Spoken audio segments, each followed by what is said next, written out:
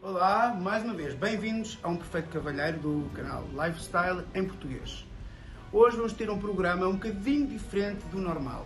Eu normalmente dou-vos dicas sobre etiqueta e como agir como um perfeito cavalheiro, mas hoje não pude deixar de ter alguma vontade de falar de um tema que ajuda muito a um cavalheiro poder viver como um cavalheiro, que é o tema económico. E nos últimos dias, enquanto eu vejo o telejornal, eu reparo cada vez mais que as pessoas estão muito pessimistas em relação ao futuro económico do mundo e até em relação ao trabalho que cada um tem. Há várias pessoas que veem o copo meio cheio, outros veem meio vazio. Eu gosto de ver sempre o copo como meio cheio, sou muito otimista. E eu escrevi aqui uma pequena lista de alguns motivos porque é que eu acho que podemos ver esta situação em que todo o mundo está a viver como uma ótima oportunidade para crescermos não só como indivíduos e seres humanos, sociedade, mas também economicamente. Portanto, eu vou-vos explicar qual é que é, do meu ponto de vista, qual é que é a diferença de pensar como um pessimista e um otimismo. As pessoas tendem a pensar num curto espaço de tempo, eu gosto de pensar a médio e longo prazo, e então vou-vos dizer algumas das razões porque é que eu penso de uma maneira um bocadinho mais otimista do que se calhar a imprensa transmite. Aliás, a imprensa é essa que é uma grande responsável para não lançar o pânico e o caos, porque todos sabemos que uma vez que a imprensa lança algum sentimento de pânico, que para a imprensa é bom porque vende mais, porque é sensacionalista e as pessoas adoram ver isso, mas imediatamente tem uma consequência muito grave e que pode ter uns efeitos devastadores, que é a queda, por exemplo, das ações nas bolsas de valores. Portanto, basta um telejornal falar de uma empresa, ou falar, aliás, sobre a economia de um país, dizer que está fragilizada ou que as coisas podem vir a correr muito mal, para no dia seguinte haver uma grande queda das ações.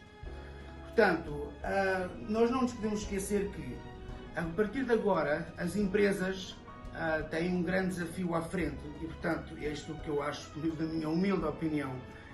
As empresas precisam de fazer o que se chama, em inglês, um shape-up. Portanto, tudo o que seja alterações ou quando nós temos que mudar qualquer coisa, normalmente mudamos sempre para melhor. Portanto, o que é que acontece? Agora as empresas têm este desafio muito grande de fazer um shape-up. Portanto, antes da pandemia, a economia global estava a crescer, principalmente na Europa, muito mais ainda em Portugal, mas as empresas ficaram bastante preguiçosas.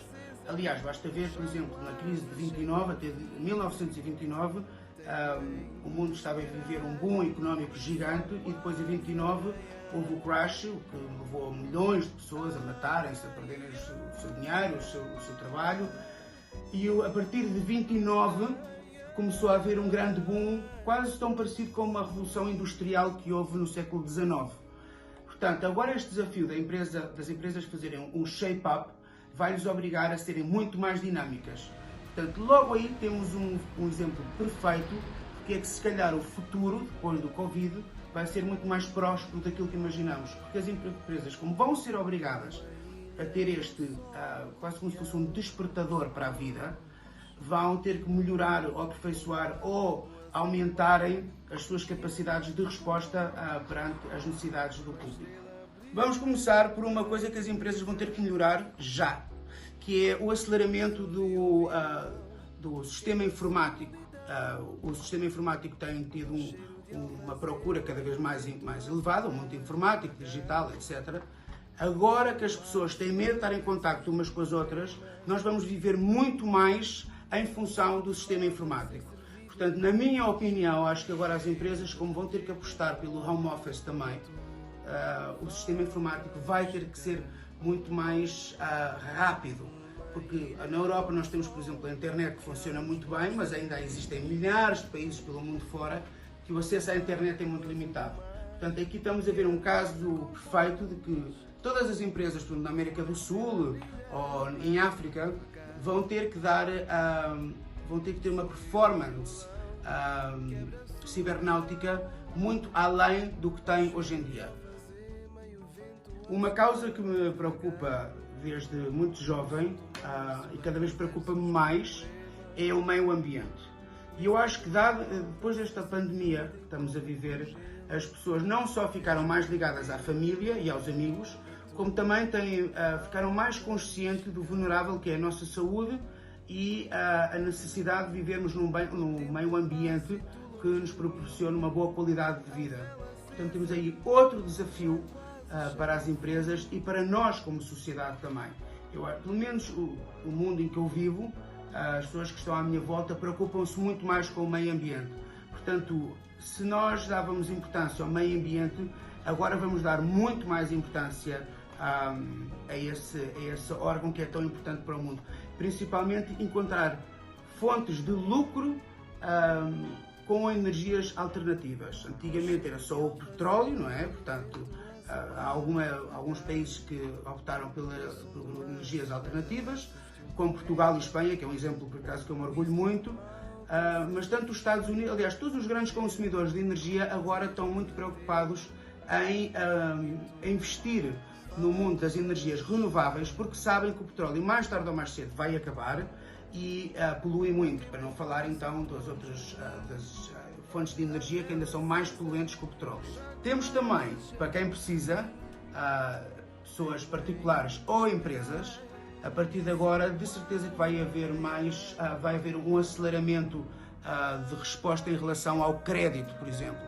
Muitas famílias tiveram que pedir crédito à banca, assim como empresas, e face a essa demand que existe, agora a banca tem que estar preparada para lidar com casos de empréstimos em que têm que atuar mais rápido e garantir esses empréstimos aos consumidores e de uma maneira também mais transparente.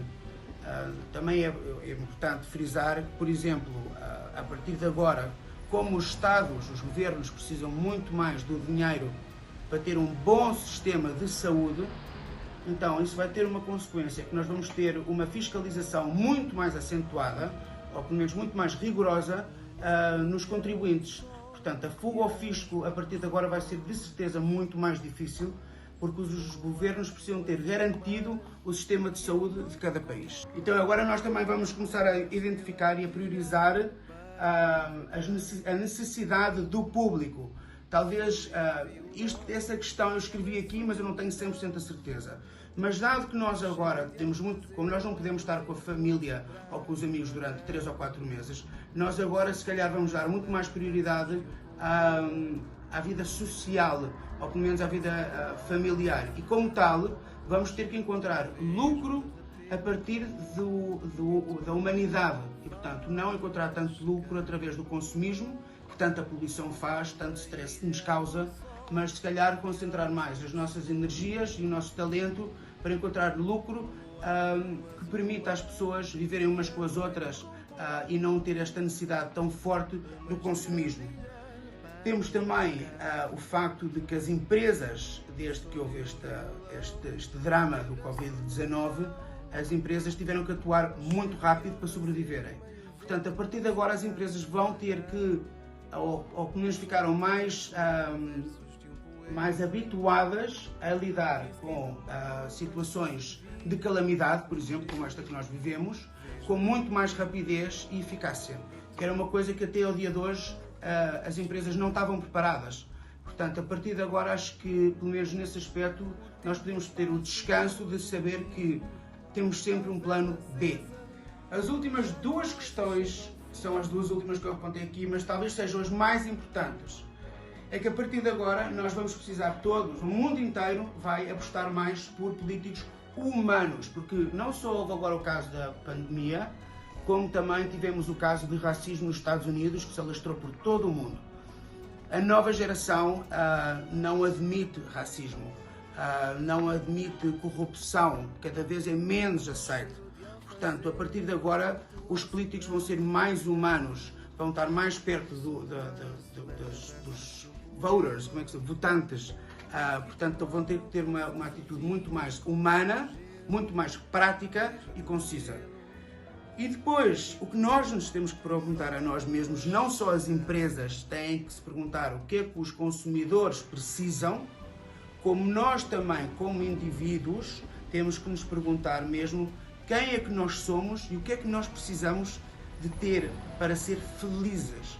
Portanto, talvez agora seja uma ótima altura para a humanidade em geral refletir e perceber que talvez seja muito mais importante ter um jantar de família com comida em cima da mesa do que comprar a nova coleção de outono e inverno, por exemplo. Portanto, talvez agora vamos ter uma ótima oportunidade para sermos mais humanos e ajudarmos muito mais um ao outro e vivermos em sociedade. Mais uma vez, muito obrigado por ver o meu programa. Espero que tenham gostado, pelo menos da minha visão, da minha humilde visão, e vos dei um bocadinho de luz, principalmente para aquelas pessoas que perderam o emprego ou estão em vias de perder. Um grande abraço e um beijinho a toda a gente.